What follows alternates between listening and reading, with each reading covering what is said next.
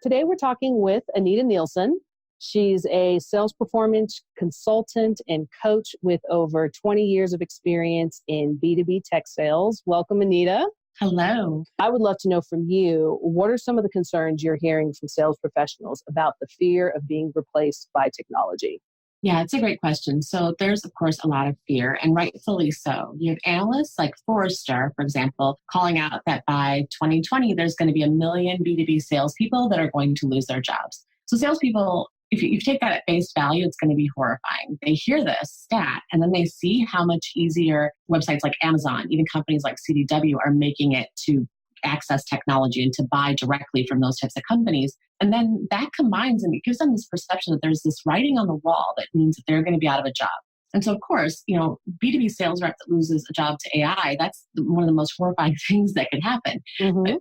But the way that they're looking at it is they just want some way to figure out how to prevent that. What can I do to make sure that my name is not one of those 1 million that's going to lose their job to AI? And I think that's part of what this book aims to do. What do you think people need to understand about themselves and their relevance that AI can't replace? Yeah, so I think they need to know that it's not all doom and gloom, right? AI is going to benefit the best salespeople. So, average salespeople, lower level salespeople, they're doing a lot of things like prospecting, qualifying leads, scheduling meetings, creating reports, things that aren't necessarily differentiating and things that can be automated. Mm-hmm. So those individuals, that's where that million's going to come from, is that lower level salespeople that are doing a lot of those types of activities. Well, salespeople that are higher level salespeople that are top performers typically are very good at building relationships and creating trust and finding creative solutions to customer challenges. Those guys are not going to feel that pain as much because they're not doing rote tasks. They're doing things that are different and that only they can do. And so, for them, I say, in order to beat the bots, reps have to focus on their humanity. So in other words, the things that robots can't do in the context of a sale. They have to genuinely care and feel a sense of responsibility around the success of their customers. Again, something that robots can't do. That will then create a feeling of genuine connection and trust. And that's fertile ground for longer term sales success. So, you probably just heard me say feelings a few times because that's so important, right? Robots can't feel. Feelings and emotions and how reps work through them in a sales cycle, that's one of the only ways that's left at all to differentiate in general and particularly in tech sales. I'm finding from my research, it's about asking great questions. Yes. What have you found? That's exactly it. So, people don't want you to come in and have this cheat sheet list of discovery questions. I mean, B2B buyers are pretty savvy, and they've done a ton of research before you come in there. So a couple things. First off, if you come in there with these questions that, are very basic and could have been found out online, now you're going to look a fool because they expect you to do research on them, right? So you're already kind of losing some credibility there. Second thing is if you come in and ask questions in a way that is truly from a place of curiosity, like wanting to understand where their head's at, where their heart's at, what their objectives are and their goals are. You can go in and ask questions in that manner. You're automatically enhancing that human experience that they're feeling because now they think that you don't, and they know that you don't look at them as a commission check and you're looking at them as a human being who truly has career goals and aspirations, who has kids to send to private school, who has a lifestyle to maintain, who has a wife that they don't want to go back to work because they've been able to stay home with the kids. It becomes very real. And that's the kind of thing that becomes important for salespeople to understand that they really are dealing with a human. Sure, they're selling to a company, it's B2B, but at the end of the day, where's the interaction happening? It's happening at the level of one human to another human, or maybe even a few. Maybe there's a group of people, but there's typically one that's really driving the deal. So, becoming human is truly about being vulnerable and going in there and first being a human yourself and allowing those things that are human about you to come through. And then you can expect the same from that customer. It sounds like you're also touching it on a lot of empathy that comes. And so can you expound a little bit more on that? Yeah, for sure. So one of the things that is so important when you're working with a customer, you're asking those questions. And as they're answering the questions, you teach yourself to feel the way that they're feeling. So you listen very carefully to not just the words they're saying, but the emotions, the body language. And the empathy comes from a place of, this person is telling me their story because I've asked the right questions. I'm getting the real story. And how must they be feeling? And that's what you're teaching yourself over time. And that's what the book tries to do, is teach you a thought process. But you teach yourself over time on how you need to look at everything that your customer is saying from a place of deep empathy, where your goal is truly to understand their plight, and then to become a champion for them and to become an advocate for them. And that empathy, which is, one of the most human of human emotions, it's just your skills. It comes from a place of, what would I feel like if I was in the shoes of that person? And it's playing with those feelings again. And that's where the differentiation lives. There's a section in your book. You gave the example of two competitors. They were going after the same technology firm, and both pretty much selling the same thing. But one of the sales rep was able to understand that I think it was the IT director was trying to become the CIO of the company. Yes. And yes, so it was almost not even about the solution. It was about, can you help me become the CIO of this company? Exactly. That's it. And so it sounds like it's not just about what your service or solution is. It's how does it meet an end goal? Like, isn't that why we buy anything, right? You purchase something for the end goal, not for the product itself necessarily. Yeah, exactly. And you purchase it for the outcome, right? What's the result of it? And in this case, what I'm trying to advocate in this book is that end result isn't just what that technology is going to do at the end user level. It's what is the sale of that technology going to mean to that human being that you're selling to? So in that example, it's so powerful because, at the end of the day, the rep that was able to go in and understand that person was a human being who had serious career objectives. Mm-hmm. They're able to then go and message in a way. They ask all the right questions, they get the answers, they figure out this person needs to be a CIO, and then they message accordingly. They show them exactly how that equipment is going to help them achieve that goal. And then, of course, once that happens, there's this magic, right? So once you are there to help advocate an IT director becoming a CIO, now they're not going to call anybody else. So you're going to be their guy and you're going to be their gal for forever. And they're a customer for life. They're a customer for life, regardless of where you go or they go. And that's the beauty of this future-proof your sales career. It's so much more than just beating the bots. It's beating competition over and over again because you've created a customer for life.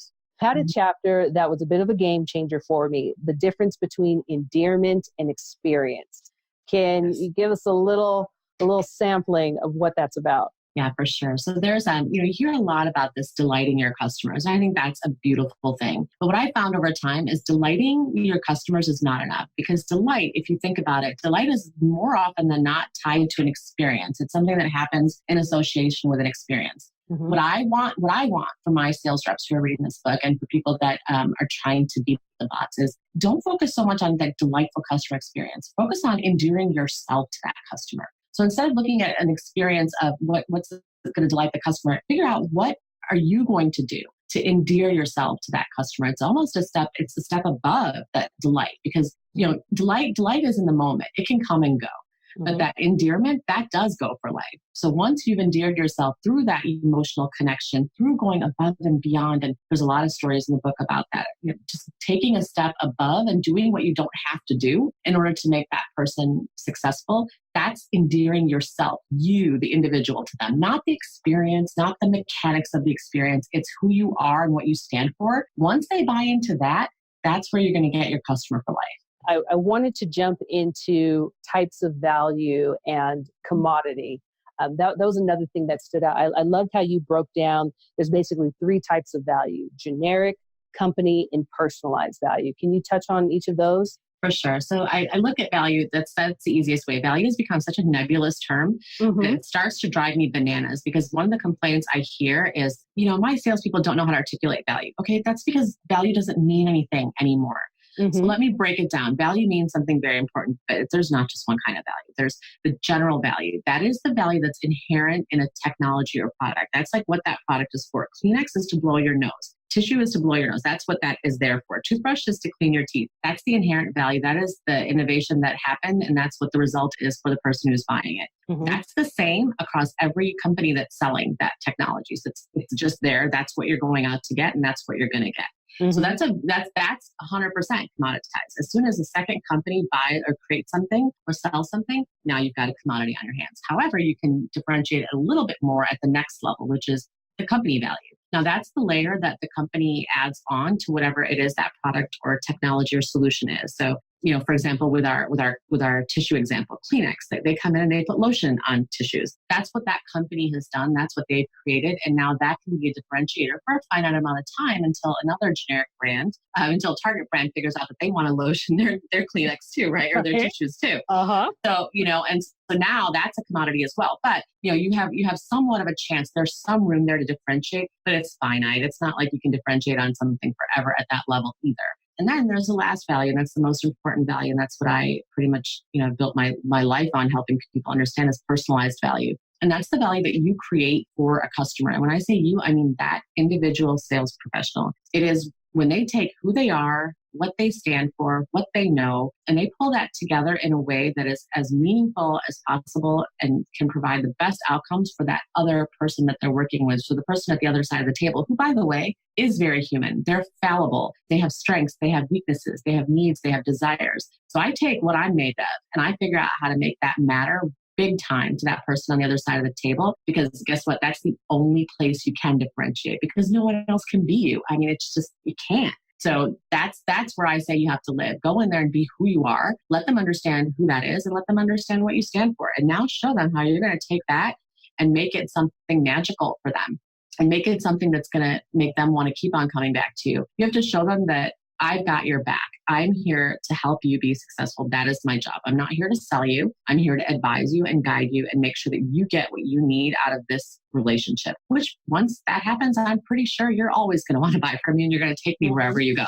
And I'll tell you a story about that. I had a customer at one point, and I'm a consultant and a coach, and I was talking to him and he was a little bit concerned because, he knew that I was giving him extra hours, right? More hours than they had paid for. And, I tend to do that, right? Like I know that sometimes they're going to go over and that's just part of doing business. And so he felt pretty bad about that, which that in of itself is so meaningful, right? Like your customer's like, hey, you need to be charging me for more hours. And I told him, I said, I'm not worried about a couple of hours here or there, because I know when you get your next job and you're a CEO, I know you're going to bring me with you. And he, and he just kind of looked at me and laughed. He's like, yeah, 100%. I'm going to bring you. I said, okay, so in the big picture, you're my person for life. I'm your gal, and I know that you can count on me, and you know you can count on me. And so the rest of it kind of just becomes a bonus. And who doesn't love bonuses, right?